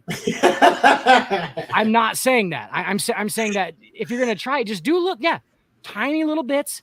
Just see if you can feel it. Don't be like, 20 minutes later, be like, I don't fucking feel anything. And then just eat fucking 8 cats. Here's the thing. If you're legitimately curious, if there's medical research places in your area, there's a lot of places that are doing studies on this very thing because they want to see what's going on because the scientific community is legitimately trying to get more information. So if you're concerned but you're interested, find a study and get involved because then you can even get paid for time and travel to do drugs. Anybody else who's right? Anybody else? It's like Willie Nelson. No, Tony, though, really, have you found in any conversations that I have about this, the first thing that comes up, and because this was me too. This was me before I did them. I was worried about the bad trip. That's what I was worried about, right? That's why I was like, I don't want to have a bad trip. Yeah, that was myself and my situation. When I did my psilocybin trip, I was very controlled about what happened because I wanted to make sure that I wasn't going to have anything that would push me over that edge. Yes. And that's a good thing. That's good. That's good. Right. Controlled environment. That's what you should do. Especially with people who have done it before, maybe if you can find one of them that is not doing it. Do not have just trip by yourself because you're not going to care. It's not like that kind of thing. Like you're not going to be like, oh, I want to be high. No. It ain't that kind of thing. Trust me. No. You're going to be so far inside of your own brain that everything's going to be, it's hard to describe. It's so great. It's hard to describe. I'm sorry. Like it's just, I can't put it into words. But you're not going to be worried about that. I would describe it very simply as, we talk about the relationship between the conscious and the subconscious mind and the difficulty in really getting the two things to really connect and communicate. Yep. On a level that's actually cognitive enough for you to be able to understand and start to work within yourself and develop how you truly see the situation, how you truly see things. Yes. We'll use that broad of a term even just for the generalization of this topic. Things. Okay. Right. But really what I've seen, like especially in my experience with psilocybin, is all of this stuff. It wasn't just the connection. It was like, and I know this is going to sound funny, and I don't mean this in a negative term, but it was like my subconscious and my conscious had been trying to talk for 34 fucking years. Yep. And I finally got them together, and so they were going, God damn it! They weren't going to shut their fucking mouths because they knew you were going to rip them back apart. Mm-hmm. They knew you were going to rip them back apart, and they weren't going to be able to talk for a second. They were going to have to communicate through the walls again. That's the best way to describe it. They communicate through walls. Yeah, they communicate through walls with code, and they got to talk. And they got to talk to each other. They got to talk to each other in a detailed, explainable, completely understandable way. And it was like they just freaked for a second. They were like, whoa, we can say whatever we want. What? Oh shit! Like that's basically what it is the first time. All right, you're gonna feel that. And yeah, like imagine the first time you get a bullhorn in your hand, you're like, what? What, I can say whatever I want? Yeah. Really? Yeah. Yeah. I mean, it's and like I said, for those of you that are legitimately interested, there are so many different medical research groups around the country that are doing studies and understanding of psilocybin and in administered observed doses. There's ketamine therapy. They're doing these studies with LSD and even I think I've seen some. I think I saw an article the other day where they were looking at some stuff with Molly and what they could do. Like, if you really want to be able to try experimental drugs, do a medical test. Like, risk. Because they're gonna make sure your motherfucking ass doesn't die. You want a more safe situation than going into a fucking doctor's office and doing some drugs. These motherfuckers are like watching your blood pressure and shit. They're gonna make sure you are completely fine, and you're gonna be nobody. I'm not gonna. Okay, people do die in the middle of group, and statistically because they do stupid shit. Don't sue us. Stuff can happen. Obviously, people die on vending machines every year. Okay, so people die getting into vending machines. So everybody dies doing everything. So, but this is not any more risky of a task than driving yourself to the gas station. It's really not, guys. Statistically, realistically, yeah. Statistically, it's not. You're not going to die from the actual drug. You might die from something stupid if you did too much of it and you were dumb about it. That's very rare, though. Very, very rare. And if you do that, then, at least you died high. Join us next week on the Sports Report After Dark when we talk about Molly and its effects on sexual health. No, Molly, or known as Jack Speed. No. But no, and so as we work on wrapping things up here, because we've been going for an hour and a half and we did 2 fucking hours. The last 45 minutes has just been a PSA for fucking psilocybin. But no, but that's the thing though, is when we look at looking at the situation with Tim Anderson and Josh Donaldson. Full circle. The truth of the matter is there is not enough to say that this was racist. Was it stupid? Yeah, I'll give you that. It was fucking stupid. But Josh Donaldson's comment being stupid is on the same level as Tim Anderson's comment comparing himself to Jackie Robinson being fucking stupid. If he's saying what it sounds like he's saying, it's way more stupid than Josh Donaldson making fun of him for saying something stupid. Josh Donaldson made fun of him for what he said, so it's clearly more stupid than you know what I'm saying? I think it's clearly more stupid. And I understand why you see it that way too. I think, and I legitimately get it. Seeing it that way because that's kind of some shit that I would do. Like if I was, somebody comparing themselves to the greatest and, they're clearly not, yeah, I'm going to make fun of them for it. I said that earlier on the Sports Report. I said that's something I would have done. I would have made fun of Tim Anderson. I would have made fun. If I had known that fact and I played baseball with him, he would have been getting shit about it. Would 100% been getting shit about it. Like, oh, what's up, Jackie? Fucking idiot. I would have made fun of him for it. Because that's fucking stupid. It's just, in my opinion, is stupid. I do think legitimately that Tim Anderson's comment in 2019 was out of line.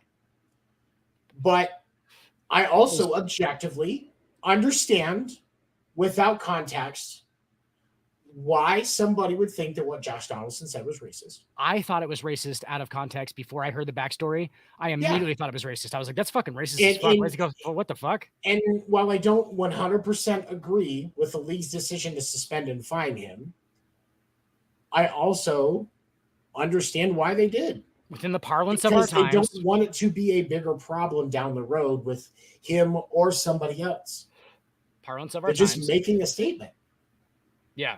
Parlance of our times. Mm-hmm. You have to. From the MLB standpoint, they're a business. They're a business. I mean, businesses make decisions every day that we would do. Ultimately, they had to do something. I said in the winter meetings last night, I expected it to be 1 or 2 games. Success, moral ambiguity. That's the business. That's the business model, guys. If you can get good money flow and you can be morally ambiguous, you can do whatever you want. You can just rule the fucking world. I mean, look at Apple. I have an Apple phone right here. I know what they do. I see you, Apple. And people should remember the truth of the matter is anybody that thinks that a professional sports organization is a vessel for morality is fucking stupid. Good luck. It's like locker room talk, but over a whole city. Look at this and think about the consistency. So in Major League Baseball, Matt Harvey was suspended for 60 games for selling prescription drugs in the clubhouse to Tyler Skaggs. Motherfucker was holding when I was in Kansas City too, and I never fucking hit him up. I mean, you should have, man. Me and the Dark Knight could have fucking party, bro. We wouldn't even been partying though. We would have been we'd have been in a hotel room passing out on each other. He gets 60 games for selling pain meds in the clubhouse and selling pain. And if this eventually led to Tyler Skaggs ODing, this information came out in the trial of the individual that is alleged to have sold Tyler Skaggs the drugs that he OD'd on. Is it insensitive if I say that's not Matt Harvey's fault? That ain't matter. Well, and Matt Harvey was no, okay. The death is by all information, and I will clarify this. By all information, the death of Tyler Skaggs was not Matt Harvey's fault. Matt Harvey testified in the trial of the individual who is alleged to have sold Tyler the drugs under the condition of immunity. So he's not going to face any state or federal charges for what he had done. But he admitted during under oath and in testimony that he both sold prescription pain meds to Tyler Skaggs and cocaine. But I mean, it's baseball, of course. There's cocaine. Motherfuckers were having a party. God damn, I want to Major League Baseball. And bought some from Tyler as well. 60 days, 60-game ban. Trevor Bauer got a 324-game ban. At this point, might be like a fucking career-ending suspension. 2 to 3. You could call it a prime career-ending suspension. I mean, that is a career-ending suspension. He might not play again. He might not play. 324 games was the total amount of games that he was suspended for sexual assault allegations from 3 different women. All 3 of which were the evidence and information was put in front of a grand jury, and it was declined that he would be charged. The 2 of the 3 women that accused him of sexual assault tried to bring restraining orders against him, and those were shot down. Partially because he hadn't tried to reach out to them or do anything. So there wasn't a point to why. Yeah, like right. just to kind of bring it full circle. Also, that's what we're talking about as far as when claims are made and big deals are made about things that evidentiarily should not be made. That muddies the waters. Just like Stephen A. Smith was saying, just like we've been saying, it does. Muddies the waters. And because with these 3 different women making allegations of aggressive sexual conduct from Trevor Bauer, that's what we'll call it. Aggressive sexual behavior. The evidence suggests that a majority of the sexual activity that happened between Trevor Bauer and these women was consensual. Now, of course, a victim of sexual assault, where there's smoke, there's fire. I'm not saying that Trevor Bauer is a perfect person. Just like we've discussed multiple times since the Deshaun Watson stories came out, it's really hard to believe that Deshaun Watson is a perfect person. But is it as big of a problem as it was made out to be? On our best guess, what we would say is that Trevor Bauer likes to have violent sex with women, and he does. Okay, say you're a person who likes to have violent sex with women. He actually went about it in the most correct way. I am not condoning his actions. I am saying that he went about it in the most correct way possible by finding people who would consensually have violent sex with him. Okay, that's the best way I can describe it. And then from the claims of these individuals, what it looks like, and this is my own inference, I could be wrong. I've been married. My wife is right here and will tell me that I'm wrong on a regular basis. But the truth of the matter is, I think what happened was these women did not realize how violent he was talking. They did not know what they were getting themselves into. They did. And yeah, that's legitimately what I think it was. Now, of course, what they got themselves into. A person always withholds the ability to withdraw consent in the sexual activity and say, I'm done. If they did that, Trevor, and he kept going, Trevor Bauer is a piece of shit, and he deserves every fucking thing that is coming to him. If that's the case. But there's not even information that that's what it looks like. That's what I'm saying. Do I think that's where my problem comes in, because as this thing comes out and all of this information keeps getting discussed and everything is found out, if that's the case, where they didn't say anything, they did it and then tried to pull shit after to get money on the basis of dishonesty, that dilutes the progress that we have been trying to make on justice for sexual assault victims. Yep. Muddies the waters. That's why they call it catfishing. It muddies the water, just like with the situation that we started talking about at the beginning. Tim Anderson claiming this is a racial statement when all of the evidence reports that, at worst, Josh Donaldson's just an asshole. It muddies the water when we're actually trying to deal with actual situations that have to deal with racial issues.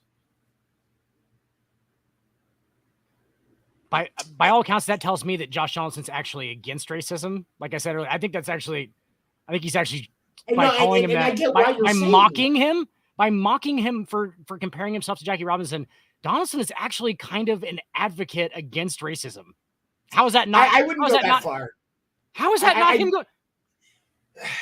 I get what you're saying. He's making fun of him, though. He's making a point to make fun of him for a comment that he made that he thought was so ridiculous. He's making a point to make fun of him about it because he thought it was so ridiculous, because Josh Donaldson was probably actually mad about it, because he probably said, why the fuck would you compare yourself to a dude who actually did all that? And he's jokingly making fun of him. I get what you're saying. I don't know that I can, but here's the thing. I'm taking it a little far. Anti-racist, right? I think you might be, kind of taking that a little far. But I still get what you're saying in the spirit of what you're talking about. Right. Is that Josh Donaldson's point is really like, probably shouldn't have compared yourself to, the person, the phenom that is Jackie Robinson, a human being who did a lot of stuff you'll never understand. And but Josh Donaldson also doesn't have the right to pass that kind of judgment, and that's the asshole part too. You know what I'm saying? Like he's coming. He's an asshole. I get what you're saying. He's coming in. He's an asshole. And the comment was inappropriate. But Tony, like I said, I would have done the same fucking thing. I'd have made fun of Tim Anderson to his face all the time. If I played baseball with him, I'd have made fun of him to his face. And that's the thing, is it's not about it is about race, but it's not about race. The comment, ultimately both of them, their comments respectively were inappropriate. People make inappropriate comments to each other all the time. And they're not these really athletes problems that we cheer on and support and follow, they're all fucking human. One of the biggest things, one of the things that we focus on with After Dark is, athletes are people too. Except, Skip Bayless is one of the lizard people, and I'm fucking bound and determined to prove that shit. Clearly, he's a Mason who runs a lot of Area 51. Never mind that. I mean, I'm just waiting for him to come out as a Scientologist, and then it'll all make sense. If an alien head pops out of Skip Bayless's fucking medallion that he wears at some point, don't be surprised. I wouldn't be. I think actually the alien controls him with all of the free Jordans he gets. That's my theory. It's like the little dude inside the guy's head in Men in Black, the one that they open up. He's like, the galaxy is on Orion's. That's exactly what's going on in Skip Bayless's head. Next time you watch Skip Bayless, just think of the little alien in there running his facial stuff. He's like running all of his face and everything, like he talks through the little microphone. Yeah, that's what's going on in Skip Bayless's head.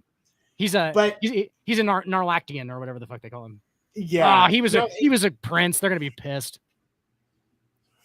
He's a prince. And that's the thing, is I am not by any stretch condoning hate and racist behavior, but I am also not going to condone making somebody look like they're racist or rapist or a pedophile when they're not, because it devalues what we're trying to accomplish. I hope Tim Anderson comes out at some point and says, hey, that what he said wasn't me. Josh Donaldson, I'm not saying that Josh Donaldson made a racist comment to me. I was pissed at the time. I was pissed, and he said something to me, and it just kind of sent me over the edge because I was in the heat of battle. I was pissed.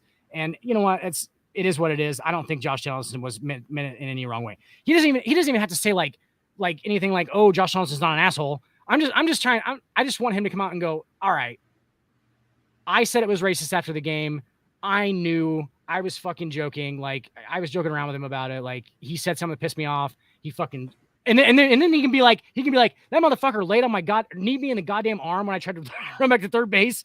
I was fucking pissed. I don't fucking like that dude anymore. Like that would be, I would be like, yes, Tim Anderson, there's some honesty, buddy. Like you just don't like him. He pissed you off. He's called you something. Don't fucking claim after the game that he's a fucking racist because you're mad still. Like, and I get that I'm not even mad at Tim Anderson, honestly. It's like, I get it, bro. I know. No, I'm like Stephen A. I'm annoyed at this situation. Like it's it's annoying. Why are we talking about it so much? That's the thing. Like but because it is an actual issue that needs to be explained because talked about. That's the thing is there needs to be clarification because if we don't, then when an actual problem comes up, there's going to be stupid fucking people using this as an argument for why it's not a problem. Yeah. It's like, no, that was a different situation. We spent too much fucking time on that to begin with. Go fuck yourself. Let's focus on this. This is an actual problem. Guys, this is the sad part. There's a human being right now who is going through every single one of Josh Donaldson's tweets that he's ever made. All of his social media information is going through all of it right now, just looking for one quote that Josh Donaldson made that might be construed as racist. There's a person doing that right now. There's a human being on earth doing that right now. I guarantee it. They're just looking for one little piece of, and it'll come out probably too. It'll be like, oh, and when he was in 7th grade, he said that like black people, whatever. And you'll be like, what? From 36 years ago is going to come to light. It's not even weirdly. That's not even that racist. He just said something about like, it's not even racist. Right. He just said something weird. Like, you never seen anything weird? We're going to wake up to an article in the morning. Josh Donaldson tweets, fat bottom girls do not make the world go round. Must be racist, hates black women. Just hates black women. hates fucking White Snake. All right. Hates White Snake, which is not allowed in New York. White Snake, the unofficial New York Yankees band. Has a picture of Ted Nugent tattooed on his ass. Pour some World Series on me, huh?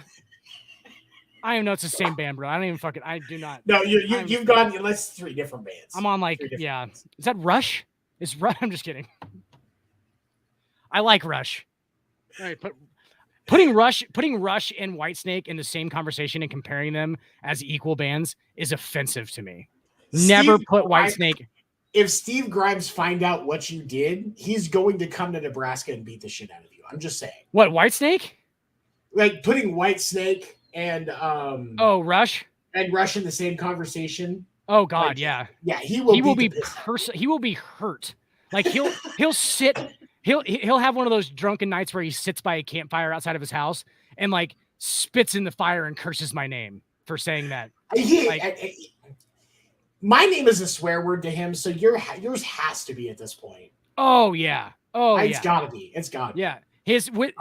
But for every this is Steve's charm is that just inside that fucking his charm inside that sinewy cigarette-like human being is that there's a warm gooey center, and that's the charming. That's the charming one of the best people I've ever worked for. He really is. He really is a really good guy. There's like this gooey center in the middle of all of that fucking madness that lives on the outside of it. Like, yeah, there's a warm gooey center in there, and it comes out every once in a while. If you see a little glimpse of it, you're like, oh, it's like a shooting star. He needs to watch this now. I'm gonna send it to him. He'll get a kick out of just this little excerpt. We don't send anything else. It's just this little excerpt right here. You just tell him to start watching from the 1 hour and 40 minutes. Or 45, 145. Christina will be like, hey, Steve, Dan called you a sinewy human-like cigarette in some podcast that he does. Start laughing. Yeah, and then we just talk shit on. They talk shit on you for like 5 minutes apparently. They sent you a video. They volunteered. You would have never seen it if they didn't send you a video of them. No, I'm going to do. I'm going to download the video file for this, and I'm going to cut a video of just that part and send it to him, just because I know he's going to think it's funny as hell. Put in the comments and tag his name over top of it, so it plays like a little clip, like a little thumbnail. Steve Grimes is a sinewy, human-like cigarette. Looks like a cigarette. Okay. So as we wrap up tonight, because we went fucking an hour over on Sports Report, and we are now almost at 2 hours on this. So that is 4 hours of podcasting after a full 8 hours of work. And I officially think you can go fuck yourself. Any final thoughts tonight, buddy?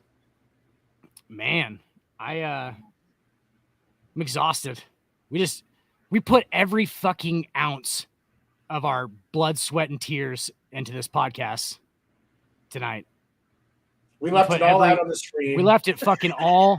We left it all on the keyboard. We left it all on the keyboard tonight. We left it all on the microphone. On the hard plastic. We left it all on the hard plastic. My headphones are so goddamn sweaty right now. Like, they're so sweaty. Sure these aren't going to just fall apart after we get done. My pop filter has so much saliva in it right now. It is fucking disgusting. His pop filter is the new patient zero for COVID. It's just like a that's what it is. Disgusting mix of weed and fucking whiskey and fucking like there's like fucking goo in it. Okay. It's like the stuff from what's the Ghostbusters 2 where they find like the slime that they find in the slime. Yeah. It is. Yeah. Okay. All right. So any final thoughts tonight, buddy? Nope. Sam Cassell jerseys. I'll be selling them.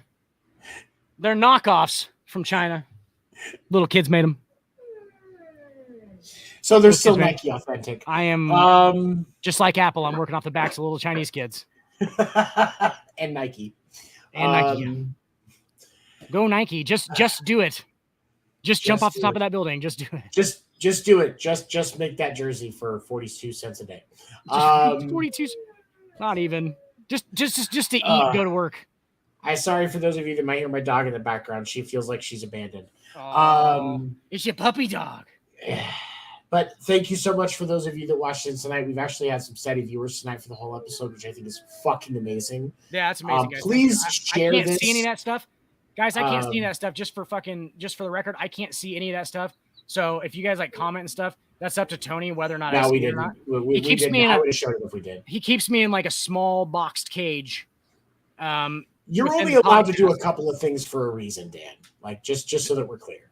They have to chain me to the desk. I'm chained to the desk right now. There's a thing around my waist, and it goes to the desk. They make me stay here. I have to. That's more for the safety of your girlfriend than anything. Last week I peed in my pants. I just pissed sitting right here, and I had to keep a straight face and talk about fucking whatever the fuck we talked about last week. He did that because he was 9 beers deep before he got on the show. So God, yeah. Absolutely. I was piss hammered drunk. So drunk. If you guys want a really entertaining one, watch that one. I think I slobber for a little bit of it. He was drooling. I was slobbering. Like right now I'm kind of inebriated, but last week I got out there. I was yelling at Gene at the end. This is my third glass of bourbon, so our chat after is going to be very interesting. I gotta fill one up. I was drinking 7 and 7s. But all right, so those of you that have been watching for so long, thank you so much for joining us tonight. For those of you that watch it, for those of you watch it after, if you disagree, you've got other information that can help us grow, please comment it. We do check that stuff out. We watch it all the time on a regular basis. We would love to interact with you. You can message either one of us directly. If you go to the Sports Report group on Facebook, we are very active in there when people are interactive with us. And please, help us get better. We're always willing to learn. I'm a bit of a keyboard masochist, so he is. If you like to be, we'll be on the Sports Report at 10 p.m. Eastern, and Sports Report After Dark. If we can actually start on fucking time for a change, it'll be 11:30 Eastern. Sunday nights 9 Eastern. I am on the winter meetings. That is with me, Craig Newton, and former Yankees pitcher Stephen Weaver, as we dive into baseball specific topics over the for the week. Definitely check us out and support us. And if you have anything else you want us to talk about in the intersection between sports and humanity and how that applies to real life, we love to get your ideas. We can always use ideas for topics.